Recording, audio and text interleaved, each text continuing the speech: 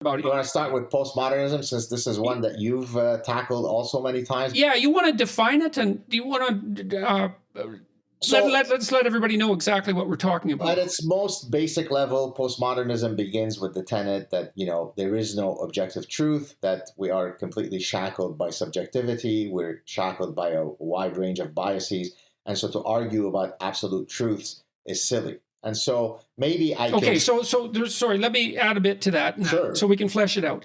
So the postmodernists also seem to claim, and I'm going to be as charitable as I possibly can in this description because I don't want to build up a straw man. They're very, very concerned with the effect that language has on defining reality. Yes. And the French postmodernist thinkers in particular seem to have come to the conclusion that reality is defined in totality by language. There's no getting outside of the language game. There isn't anything outside of language. So that's where Jacques Derrida would be exactly that, right? Deconstructionism, language creates reality, is exactly what you just described, correct? Right, and it's weak theory in some sense because it doesn't abide by its own principles. So, for example, and this is one of its fundamental weaknesses as far as I'm concerned, is that Derrida says that, but then he acts as if and also explicitly claims that power exists. Right. Right, and so that language... So if you're building realities with language, the question arises of why you would do that. And the answer seems to be, for the postmodernists, is that it's power. And that's a quasi-Marxism.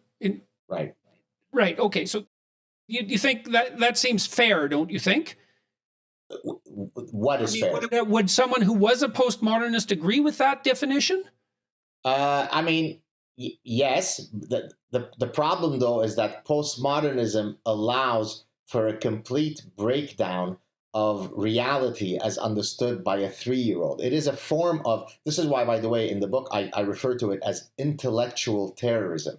And I don't use these terms just to kind of come up with poetic prose. I genuinely mean, so I compare postmodernism to the 9/11 hijackers who flew planes onto buildings. I argue that postmodernists fly buildings of bullshit into our edifices of reason.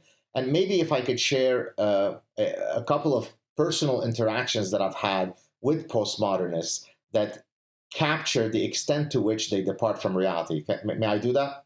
Sure. And then we'll get back to elucidating the list of ideas that you've defined as parasitic. Fantastic. So in 2002, and I think this story might be particularly relevant to you, Jordan, because of course you broke through in the public conscience because of the gender pronoun stuff. Well, you'll see that this 2002 story was prophetic in predicting what would eventually happen. So in 2002, one of my doctoral students had just defended his dissertation, and we were going out for a celebratory dinner. It was myself, my wife, him, and his date for the evening. And so he contacts me before we go out for the dinner, and he kind of gives me a heads up, and he says, well, my date is a graduate student in cultural anthropology, radical feminism, and postmodernism. It's kind of the holy trinity of bullshit. And so basically the reason why he was telling me this is he's basically saying, hopefully, please be on your best behavior. Let's not... Yes, and you recount this in the book. Yeah, okay. So yeah. Can I share? That's okay. No, go ahead. I'm just letting everybody know. Yes, exactly. And so I say, oh yeah, don't worry. I get it. I get you. This is your night. I'm going to be on my best behavior. Of course, that wasn't completely true because I couldn't resist trying to at least get a sense what this woman, what her positions were. So at one point I said, oh, I hear that you are a postmodernist. Yes.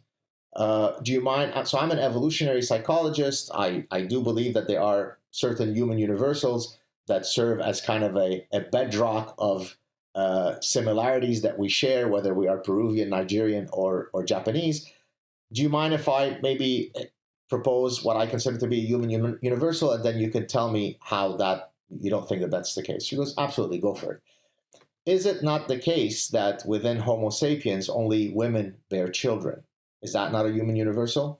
So then she scoffs at my stupidity, at my narrow-mindedness, at my misogyny, says, absolutely not.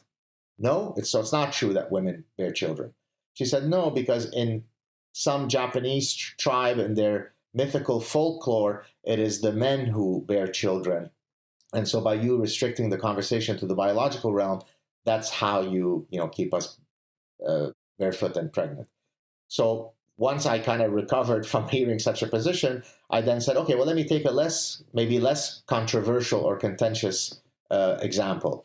Is it not true from any vantage point on Earth, sailors since time immemorial have relied on the premise that the sun rises in the east and sets in the west? And here, Jordan, she used the kind of language creates reality, the Derrida position. She goes, well, what do you mean by east and west? Those are arbitrary labels. And what do you mean by the sun? That which you call the sun, I might call dancing hyena, exact words.